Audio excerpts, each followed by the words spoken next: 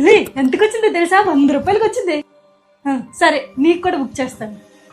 మరి నా దగ్గర 200 తీసుకున్నావు. 200 మనం 100 రూపాయలు అని చెప్పామనుకో హైప్ ఉంటది, తక్కువ మనమే కొనుక్కున్నాం అనుకుంటారు కదా, అందుకు. What a vision, what a thought.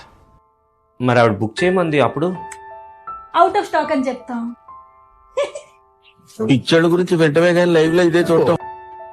నా కళ్ళద్దాలు చూసావా? ఎందు ఏటే ఇవన్నీ? ఇప్పుడు ఇవన్నీ ఎందుకు, పారేయడానికి కొంచెం 4 ఉన్నాయండి. కిందటి నెల అంత కుప్ప పడేశాను, మళ్ళీ చేరిస్తావు. మీ అమ్మ ఇచ్చింది మీ అన్న ఇచ్చింది నా దగ్గర తీసుకుని అన్ని కూడా దీనికే తగలేస్తున్నావు. అన్నీ నాకు అవసరమైనవే. అవసరమా? నా ఇయర్ ఫోన్స్ ఎందుకు అంటావు ఇవన్నీ? ఎందుకు అంట తగలేయడానికి? అప్పుడు ఎందుకే?